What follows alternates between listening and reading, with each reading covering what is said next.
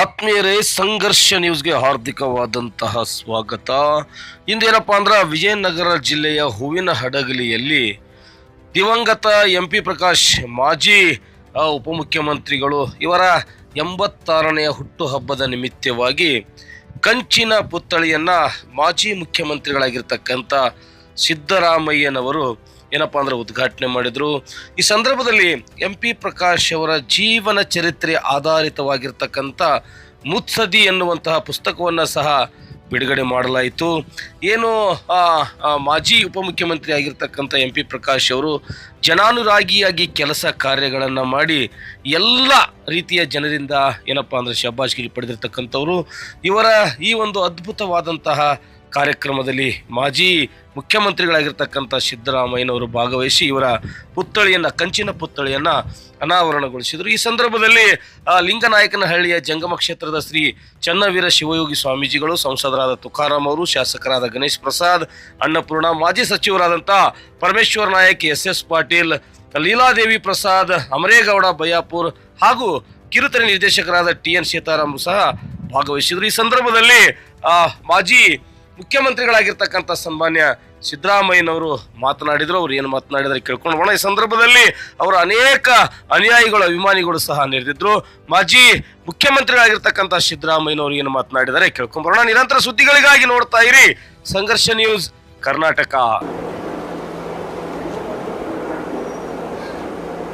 ಶ್ರೀಮತಿ ಸುಮಾ ಪ್ರಕಾಶ್ ಅವರು ನನಗೆ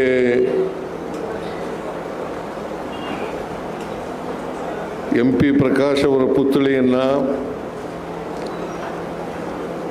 ಲೋಕಾರ್ಪಣೆ ಮಾಡಬೇಕು ಮತ್ತು ಅವರ ಜನ್ಮದಿನೋತ್ಸವ ಕಾರ್ಯಕ್ರಮ ಹಮ್ಮಿಕೊಂಡಿದ್ದೇವೆ. ನೀವು ಈ ಕಾರ್ಯಕ್ರಮದಲ್ಲಿ ಭಾಗವಹಿಸಿ MP ಪ್ರಕಾಶ್ ಅವರ ಪುತ್ಥಳಿಯನ್ನು ಅನಾವರಣ ಮಾಡಬೇಕು ಅಂಥೇಳಿ ನನಗೆ ಆಹ್ವಾನವನ್ನು ನೀಡಿದರು. MP ಪ್ರಕಾಶ್ ಪುತ್ಥಳಿಯನ್ನು ಅನಾವರಣ ಮಾಡ್ತಕ್ಕಂಥದ್ದು ನನ್ನ ಸೌಭಾಗ್ಯ ಅಂತ ಹೇಳಿ ತಿಳ್ಕೊಂಡು ಕೂಡಲೇ ನಾನು ಒಪ್ಕೊಂಡೆ. ಹಾಗಾಗಿ ಈ ಕಾರ್ಯಕ್ರಮದಲ್ಲಿ ನಾನು ಭಾಗವಹಿಸ್ತಾ ಇದ್ದೇನೆ. ಇವತ್ತು ಅತ್ಯಂತ ಸಂತೋಷದಿಂದ MP ಪ್ರಕಾಶ್ ಅವರ ಪುತ್ಥಳಿಯನ್ನು ಲೋಕಾರ್ಪಣೆ ಮಾಡಿದ್ದೇನೆ ಅಂಥೇಳಿ ನಾನು ತಿಳಿಸಲಿಕ್ಕೆ ಬಯಸ್ತಾ ಇದ್ದೇನೆ. ಅದರ ಜೊತೆಗೆ MP ಪ್ರಕಾಶ್ ಅವರ 86ನೇ ಜನ್ಮದಿನೋತ್ಸವ ಇವತ್ತು.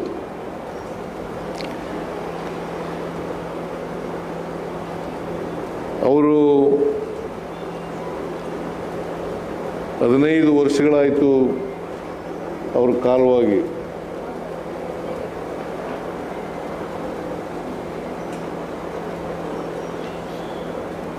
ಈಗಲೂ ಕೂಡ ಅವರು ಕಾಲವಾದಂಥ ದಿನ 70-71 ವರ್ಷ ಇರಬೇಕು ಅಂತ ಅನಿಸುತ್ತೆ. 70. ಅವರು ಸಹಾಯ ವಹಿಸಲ್ಲ.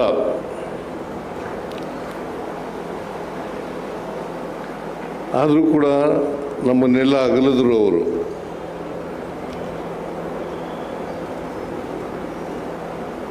ಅವರ ಅಗಲುವಿಕೆಯಿಂದ ಅವರ ಕುಟುಂಬ ವರ್ಗದವರಿಗೆ ನಷ್ಟ ಆಗಿದೆ,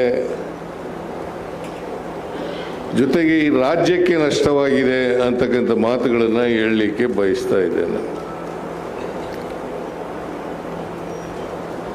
ನಾನು MP ಪ್ರಕಾಶ್ ಅವರು ನನಗಿಂತ ದೊಡ್ಡವರು, ಅವರು ವಯಸ್ಸಿನಲ್ಲಿ 6 ವರ್ಷ ದೊಡ್ಡವರು. ನನಗೀಗ ಮುಂದಿನ ತಿಂಗಳು 3ನೇ ತಾರೀಕಾದರೆ 79 ತುಂಬುತ್ತದೆ. ಅದು ಕರೆಕ್ಟ್ ಡೇಟ್ ಆಫ್ ಬರ್ತ್ ಅಲ್ಲ, ಮೇಷ್ಟ್ರು ಬರ್ಕೊಂಡಿರೋ ಡೇಟ್ ಆಫ್ ಬರ್ತ್. ಯಾಕಂತಂದರೆ ನಾನು 5ನೇ ತರಗತಿಗೆ ನೇರವಾಗಿ ಸೇರ್ಕೊಂಡದ್ರಿಂದ ನಮ್ಮ ತಂದೆ ತಾಯಿಗಳು ಅವಿದ್ಯಾವಂತರಾದ್ದರಿಂದ ನನ್ನ ಡೇಟ್ ಆಫ್ ಬರ್ತು ಇಲ್ಲ. ನನಗೂ ಗೊತ್ತಿಲ್ಲ, ನಮ್ಮ ತಂದೆ ತಾಯಿಗಳಿಗೂ ಗೊತ್ತಿಲ್ಲ, ಮೇಷ್ಟ್ರಿಗೂ ಗೊತ್ತಿರಲಿಲ್ಲ.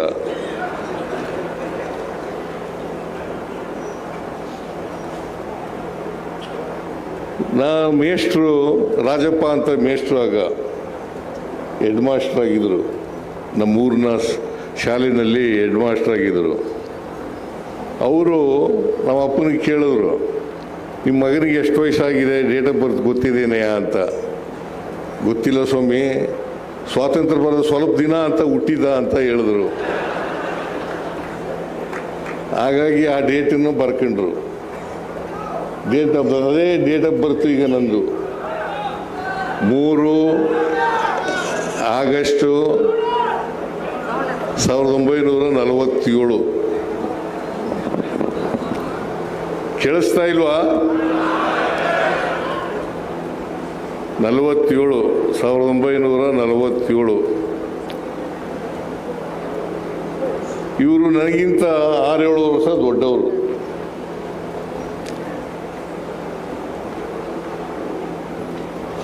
ನಾವು ಎಂಥ ರಾಜಕಾರಣಿಯನ್ನು ಕಳ್ಕೊಂಡಿದ್ದೀವಿ ಅಂತಂದರೆ, ಒಬ್ಬ ಸಜ್ಜನ ರಾಜಕಾರಣಿ, ಅಜಾತ ಶತ್ರು ಅಂತಕ್ಕಂಥದ್ದನ್ನು ಅವರ ಜೀವನದ ಉದ್ದಕ್ಕೂ ಕೂಡ MP ಪ್ರಕಾಶ್ ಅವರು ಮಾಡ್ಕೊಂಡು ಬಂದಿದ್ದರು ಅಂತಕ್ಕಂಥದ್ದನ್ನು ತಮಗೆ ತಿಳಿಸಲಿಕ್ಕೆ ಬಯಸ್ತಾ ಇದ್ದೇನೆ.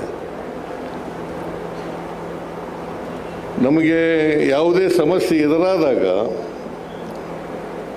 ನನಗಿಂತ ಮುಂಚಿತವಾಗಿ ಮಂತ್ರಿ ಆಗಿದ್ದರು ಇವರು. 83ರಲ್ಲಿ ನಾನು ಅವರು ಒಟ್ಟಿಗೆ ಶಾಸಕರಾದರೂ ಕೂಡ ಇಲ್ಲ, ಅದು ಆ ಕಡೆ ತಿರುಗಿದ್ರಿಂದ ಬರ್ತಾ ಇಲ್ಲ. MP ಪ್ರಕಾಶ್ ಅವರು ನಾವು ಒಟ್ಟಿಗೆ MLA ಆದರು. ಅವರು ಅದಕ್ಕಿಂತ ಮುಂಚಿತವಾಗಿ ಒಂದು ಸಾರಿ ನಿಂತಿದ್ದರು.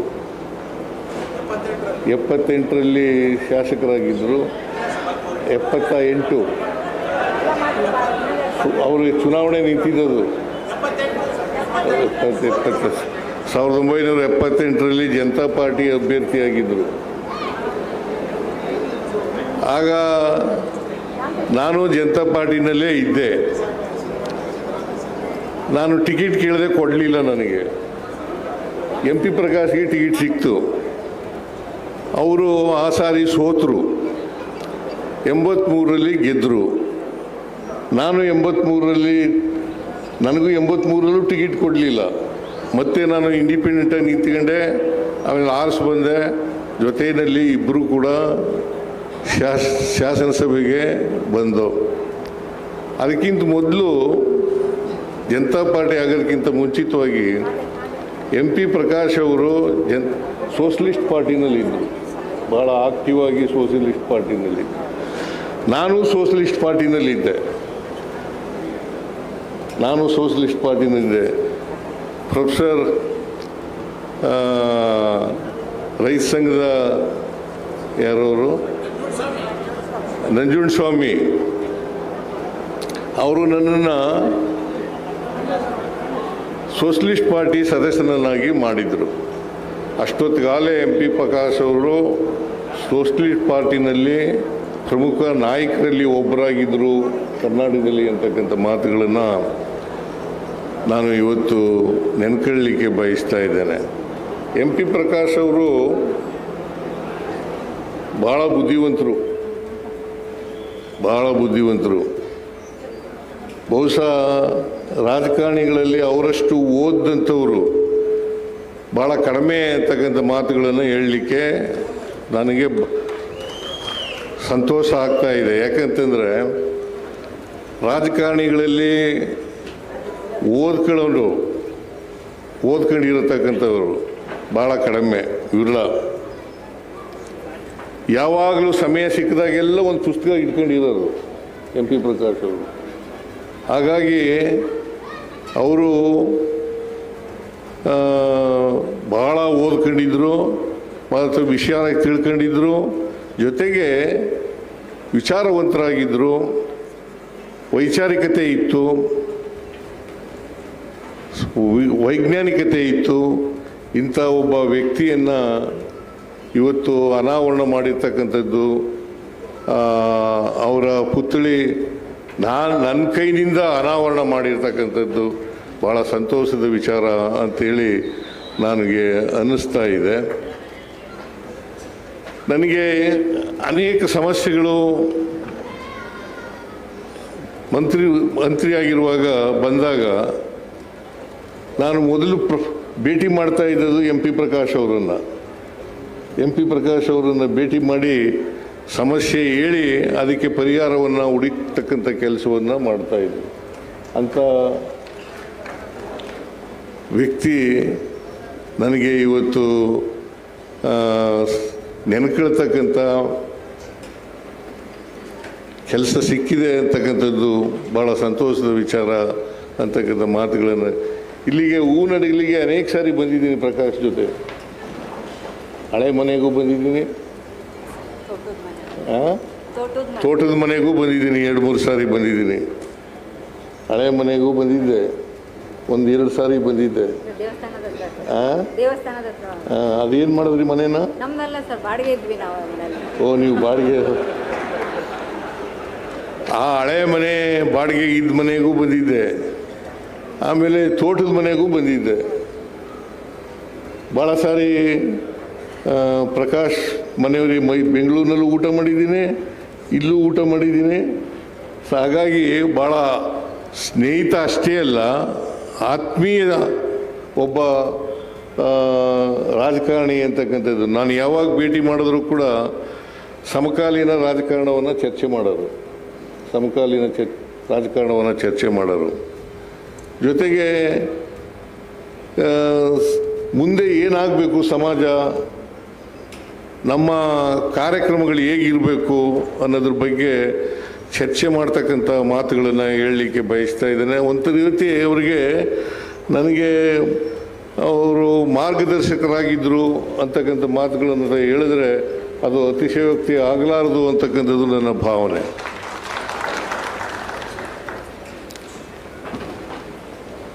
ಅವರು ಜಾತ್ಯತೀತ ವ್ಯಕ್ತಿತ್ವ ಇದ್ದಂಥ ವ್ಯಕ್ತಿ, ಯಾವತ್ತೂ ಕೂಡ ಜಾತಿ ಮಾಡ್ತಿರಲಿಲ್ಲ,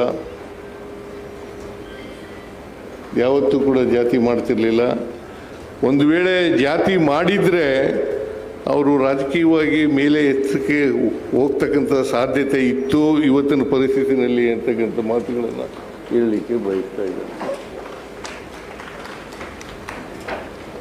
ಆಮೇಲೆ ಈ ಸ್ವಾಮೀಜಿಗಳಿದಾರಲ್ಲ, ಗುರುಗಳು, ಇವ್ರನ್ನ ದುರುಪಯೋಗ ಮಾಡ್ಕೊಳ್ತಕ್ಕಂಥ ಕೆಲಸನೂ ಮಾಡಲಿಲ್ಲ ಅವರು.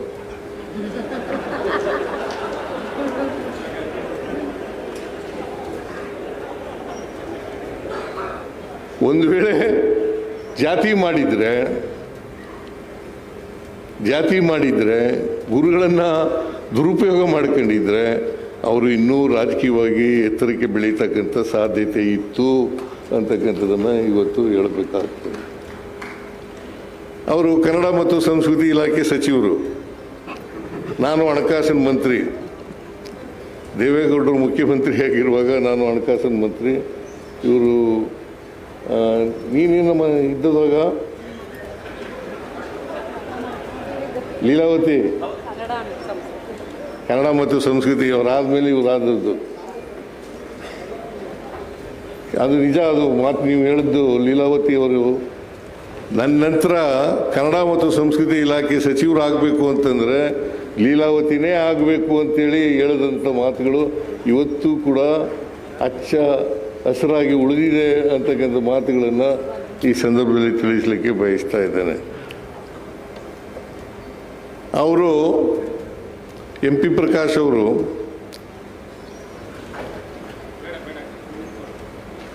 ಈ ರಾಜಕಾರಣದ ವ್ಯವಸ್ಥೆಯಲ್ಲಿ, ಇವತ್ತಿನ ರಾಜಕಾರಣದ ವ್ಯವಸ್ಥೆಯಲ್ಲಿ ಉಳ್ಕೊಂಡಿದ್ದದೇ ಭಾಳ ಕಷ್ಟದ ಕೆಲಸ. ಯಾಕಂತಂದರೆ ಪ್ರಾಮಾಣಿಕವಾಗಿದ್ದರು. ಆ ಪ್ರಾಮಾಣಿಕತೆ ರಾಜಕಾರಣದಲ್ಲಿ ಇರಲಿಕ್ಕೆ ಸಾಧ್ಯನೇ ಇಲ್ಲ. ಅಂಥ ಪರಿಸ್ಥಿತಿ ನಿರ್ಮಾಣ ಆಗಿದೆ. ಅಂಥವರು ಇವತ್ತು ನಮ್ಮನ್ನು ಅಗಲಿದ್ದಾರೆ. ಕರ್ನಾಟಕ ಒಬ್ಬ ಒಳ್ಳೆಯ ರಾಜಕಾರಣಿಯನ್ನು, ಮುತ್ಸದ್ದಿ ರಾಜಕಾರಣಿಯನ್ನು ಕಳ್ಕೊಂಡಿದೆ ಅಂತಕ್ಕಂಥ ಮಾತುಗಳನ್ನು ಈ ಸಂದರ್ಭದಲ್ಲಿ ಹೇಳಲಿಕ್ಕೆ ಬಯಸ್ತಾ ಇದ್ದೇನೆ. ನಾನು ಅವರ ಜೊತೆಲಿ ಬಂದರೂ ಕೂಡ ಅವರಷ್ಟು ಬುದ್ಧಿವಂತ ನಾನಾಗಿರಲಿಲ್ಲ ರಾಜಕಾರಣದಲ್ಲಿ. ಆದರೆ ನಾನು ಅವ್ರಿಗಿಂತ ಮುಂಚಿತವಾಗಿ ಡೆಪ್ಟಿ ಚೀಫ್ ಮಿನಿಸ್ಟರ್ ಆಗಿಬಿಟ್ಟೆ JH ಪಟೇಲ್ ಕಾಲದಲ್ಲಿ. JH ಪಟೇಲ್ ಕಾಲದಲ್ಲಿ ಅವ್ರಿಗಿಂತ ಮುಂಚಿತವಾಗಿ ಡೆಪ್ಟಿ ಚೀಫ್ ಮಿನಿಸ್ಟರ್ ಆದೆ. ಅವರು ಆಗಲಿಲ್ಲ, ಅವ್ರು ಮಂತ್ರಿ ಆಗಿದ್ದರು ಆಗ. ಬಟ್ ಆದರೂ ಕೂಡ ನನಗಿಂತ ಹಿರಿಯರು, ಮುತ್ಸದ್ದಿಗಳು, ರಾಜಕಾರಣದಲ್ಲಿ ಅನೇಕ ವಿಚಾರಗಳನ್ನು ತಿಳ್ಕೊಂಡಿದ್ದಂಥ ವ್ಯಕ್ತಿ ಅಂತಕ್ಕಂಥ ಮಾತುಗಳನ್ನು ಹೇಳಲಿಕ್ಕೆ ಬಯಸ್ತಾ ಇದ್ದೇನೆ.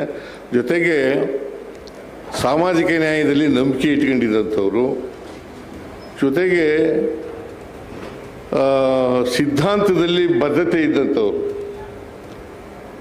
ಯಾವತ್ತೂ ಕೂಡ ಅವರು ಸಿದ್ಧಾಂತವನ್ನು ನಂಬ್ಕೊಂಡಿದ್ದಾರೆ, ಆ ಸಿದ್ಧಾಂತದ ವಿರುದ್ಧವಾಗಿ ನಡ್ಕೊಂಡಿರ್ತಕ್ಕಂಥ ನಿದರ್ಶನ ಇರಲಿಲ್ಲ. ಅವರು ಕಾಯಿಲೆ ಆಗಿತ್ತು, ಕ್ಯಾನ್ಸರ್ ಬಂದಿತ್ತು ಪಾಪ. ನಾನು ಮನೆಗೆ ಹೋಗಿದ್ದೆ ಅವ್ರು ನೋಡಲಿಕ್ಕೆ. ನನಗೆ ಯಾಕೆಂತಂದರೆ ಇಷ್ಟೊಂದು ಒಳ್ಳೆಯ ಮನುಷ್ಯ, ಇಷ್ಟೊಂದು ಒಳ್ಳೆಯ ಗುಣ ಇದ್ದಂಥ ವ್ಯಕ್ತಿ, ಒಳ್ಳೆಯ ವ್ಯಕ್ತಿತ್ವ ಇದ್ದಂಥ ವ್ಯಕ್ತಿ ಯಾವತ್ತೂ ಕೂಡ ಸಿಗರೇಟ್ ಸೇರ್ತಿರ್ಲಿಲ್ಲ, ಕುಡಿತಿರಲಿಲ್ಲ, ಮಾಂಸ ತಿಂತಿರಲಿಲ್ಲ. ಆದರೂ ಕೂಡ ಕ್ಯಾನ್ಸರ್ ಬಂತು ಅಂತಂದರೆ ಆಶ್ಚರ್ಯ. 15 ದಿನ ಅವ್ರು ಸಾಯೋದಕ್ಕಿಂತ 15 ದಿನ ಮುಂಚಿತವಾಗಿ ನಾನು ಅವರು ಒಟ್ಟಿಗೆ ಸೇರಿ ಎಂಥ ಹೋಟ್ಲದು, ಜನಾರ್ದನ ಹೋಟ್ಲು, ದೋಸೆ ತಿಂದಿದ್ದು ಒಟ್ಟಿಗೆ. 10 ದಿನ ಮುಂಚಿತವಾಗಿ ದೋಸೆ ತಿಂದಿದ್ದು ನಾನು. ಬಟ್ ಇಷ್ಟು ಜಲ್ದಿ ಸಾಯ್ತಾರೆ ಅಂತ ಗೊತ್ತೇ ಇರಲಿಲ್ಲ ನನಗೆ.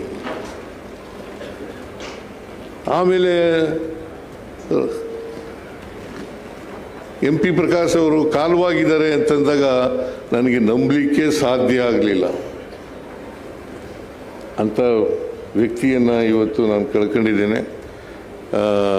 ನನಗೆ ಅಪಾರವಾಗಿ ನಷ್ಟ ಆಗಿದೆ ಅಂತಕ್ಕಂಥ ಮಾತುಗಳನ್ನು ಹೇಳಲಿಕ್ಕೆ ಬಯಸ್ತಾ ಇದ್ದೇನೆ. ಜೊತೆಗೆ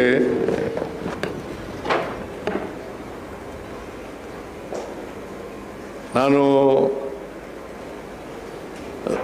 ದೇವೇಗೌಡರು, ನಾನು, ಸಿಂಧಿಯಾ ಅವರು, ಇಬ್ರಾಹಿಂ ಅವರು, ನಾವು 4 ಜನ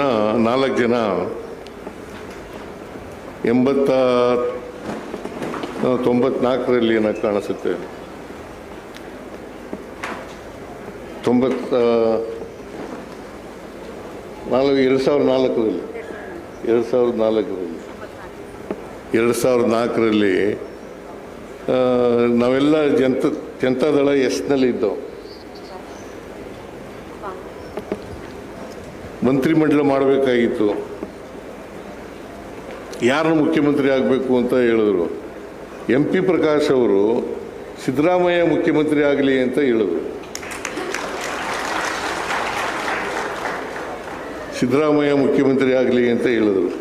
ಅವ್ರ ಹೆಸರು ಹೇಳ್ಕೊಳ್ಳಿಲ್ಲ, ನಾನು ಮುಖ್ಯಮಂತ್ರಿ ಆಗ್ತೀನಿ ಅಂತ ಅವ್ರ ಹೆಸರು ಹೇಳ್ಕೊಳ್ಳಲಿಲ್ಲ. ನನ್ನ ಹೆಸರನ್ನ ಸಲಹೆ ಮಾಡಿದ್ರು. ಆದರೆ ನಾನು ಆಗಲಿಲ್ಲ ಬಿಡಿ. ಆ ಸಾರಿ ಧರ್ಮಸಿಂಗ್ ಅವರು ಮುಖ್ಯಮಂತ್ರಿ ಆದರು. ಯಾಕೆಂದರೆ ಕಾಂಗ್ರೆಸ್ಸು ನಾವು ಅಲಯನ್ಸ್ ಮಾಡ್ಕೊಂಡು ಸರ್ಕಾರ ಮಾಡಿದ್ದು. ಹಾಗಾಗಿ ಧರ್ಮಸಿಂಗ್ ಅವರ ಮಂತ್ರಿಮಂಡಲದಲ್ಲಿ ನಾನು ಡೆಪ್ಟಿ ಚೀಫ್ ಮಿನಿಸ್ಟರ್ ಆದೆ, ಅವರು ಮಂತ್ರಿ ಆದರು. ಆಮೇಲೆ ನಾನು ಕಾಂಗ್ರೆಸ್ ಸೇರಿದ ಮೇಲೆ ಇವರೆಲ್ಲ ಇದ್ದಾರಲ್ಲ, ಪರಮೇಶ್ವರ, ಇವ್ರ ತಂದೆ,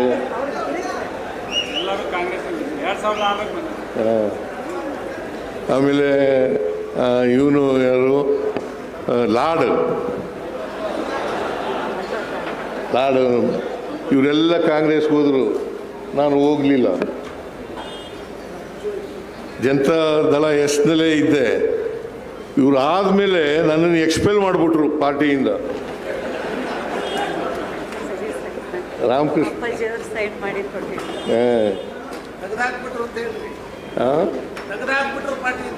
ಪಾರ್ಟಿಯಿಂದ ಕಿತ್ತಾಕ್ಬಿಟ್ರು. ದೇವೇಗೌಡ ಕಿತ್ತಾಕ್ಬಿಟ್ರು. ಆಮೇಲೆ ನಾನು ಕಾಂಗ್ರೆಸ್ ಸೇರ್ಕೊಂಡೆ. ಹೌದಾ? ಹೌದಾ, ನಾನು ಮರ್ತಿರ್ಬೇಕು.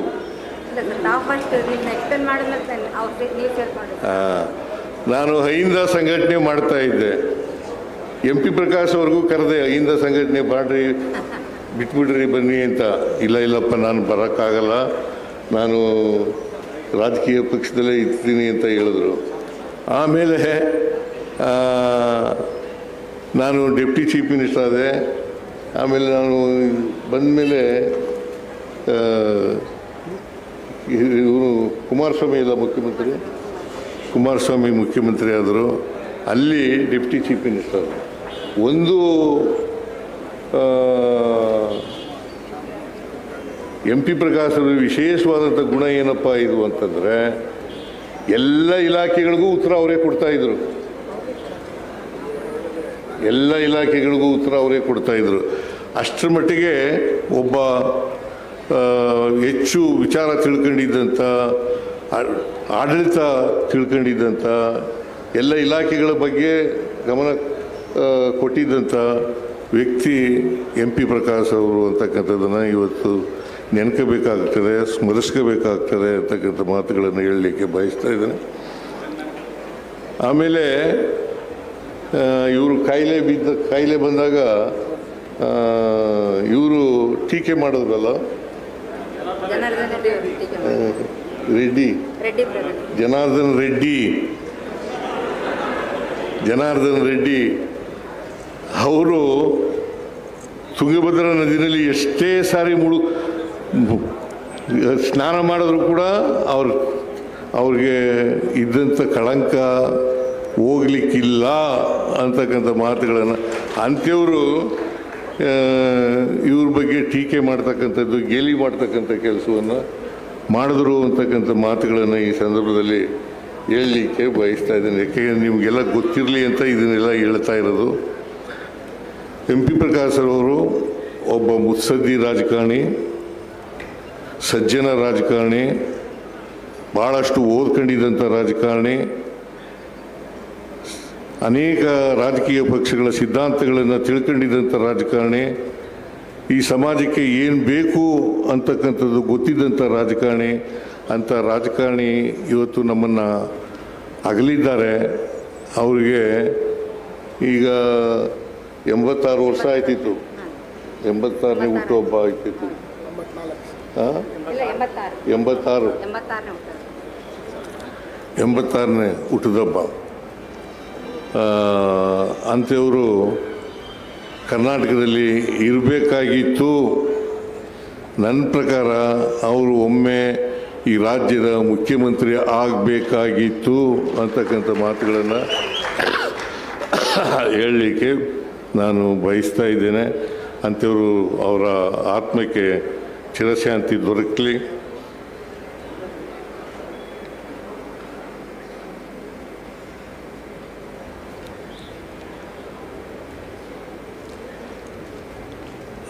ಊರಡಗಲಿನಲ್ಲಿರ್ತಕ್ಕಂಥ ಸರ್ಕಾರಿ ಇಂಜಿನಿಯರಿಂಗ್ ಕಾಲೇಜಿಗೆ MP ಪ್ರಕಾಶ್ರವರ ಹೆಸರಿಡಬೇಕು ಅಂತೇಳಿ ಭಾಳ ಜನ ಕೋರ್ತಾ ಇದ್ದಾರೆ.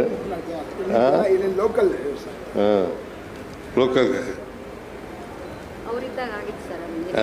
ಅವರಿದ್ದಾಗ ಮಾಡಿದ್ದದು ಅದು. ಆ ಇಂಜಿನಿಯರಿಂಗ್ ಕಾಲೇಜಿಗೆ ಅವ್ರ ಹೆಸರಿಡಬೇಕು ಅಂತೇಳಿ ನಾನು ಕೂಡ ಪತ್ರ ಬರೀತೇನೆ.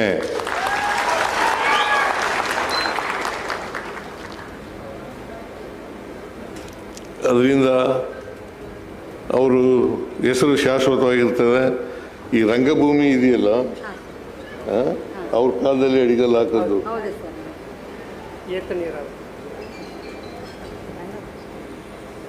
ಅದಕ್ಕೋಸ್ಕರನೇ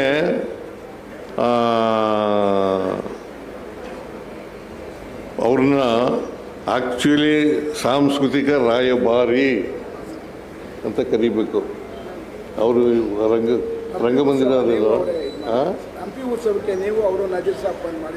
ನಾನು ಒಂದ್ಸಾರಿ ಇವರು ಕನ್ನಡ ಕಲ್ಚರ್ ಮಿನಿಸ್ಟ್ರು, ನಾನು ಮೈಸೂರಿನ ದಸರಾ ಮಾಡ್ತಾ ಇದ್ದೆ, ಮೈಸೂರಿನ ದಸರಾ ಮಹೋತ್ಸವ ಮಾಡ್ತಾ ಇದ್ದೆ. ಆಗ ಹೇಳಿದ್ರು ಹಂಪಿ ಉತ್ಸವ ಯಾಕೆ ಮಾಡಬಾರ್ದು ಅಂತ. ನಾನು ಹೇಳಿದೆ ನಾನು ದುಡ್ಡು ಕೊಡ್ತೀನಿ ಹಂಪಿ ಉತ್ಸವ ಮಾಡ್ರಿ ಅಂತ ಹೇಳಿದೆ. ಸೊ ಹಂಪಿ ಉತ್ಸವ ಮಾಡಿದವರು ಯಾರಪ್ಪ ಅಂತಂದರೆ MP ಪ್ರಕಾಶ್ರವರು ಮಂತ್ರಿಯಾಗಿದ್ದಾಗ ಅಂತಕ್ಕಂಥದ್ದನ್ನು ಇವತ್ತು ನಾವು ನೆನ್ಕೋಬೇಕಾಗ್ತದೆ, ಸ್ಮರಿಸ್ಕೋಬೇಕಾಗ್ತದೆ. ಇವತ್ತು ಕೂಡ ಹಂಪಿ ಉತ್ಸವ ನಡೀತದೆ, ನಿಲ್ಸೋಕ್ಕಾಗಲ್ಲ. MP ಉತ್ಸವ ಯಾಕೆ ಮಾಡಬಾರ್ದು ಅಂತ ಹೇಳಿ ನನ್ನ ಹತ್ರ ಬಂದು ಕೂತ್ಕೊಂಡು ದುಡ್ಡನ್ನು ಮಂಜೂರು ಮಾಡಿಸ್ಕೊಂಡು ಹಂಪಿ ಉತ್ಸವವನ್ನು ಮಾಡಿದ್ರು. ಸೊ ಅವರ ಆತ್ಮಕ್ಕೆ ಚಿರಶಾಂತಿ ದೊರಕಲಿ, ಅವರು ಇನ್ನಷ್ಟು ಜನರ ಮನಸ್ಸಿನಲ್ಲಿ ಇನ್ನಷ್ಟು ವರ್ಷಗಳ ಕಾಲ ಇರಲಿ, ಸದಾ ಜನರ ಮನಸ್ಸಿನಲ್ಲಿ ಇರ್ತಾರೆ ಅಂತಕ್ಕಂಥ ನಂಬಿಕೆ ನನಗಿದೆ. ಅಂಥವರ ಪುತ್ಥಳಿಯನ್ನು ಇವತ್ತು ಸಂತೋಷದಿಂದ ಲೋಕಾರ್ಪಣೆ ಮಾಡಿದ್ದೇನೆ ಅಂತಕ್ಕಂಥ ಮಾತುಗಳನ್ನು ಹೇಳಿ ನನ್ನ ಮಾತುಗಳನ್ನು ಮುಗಿಸ್ತೇನೆ.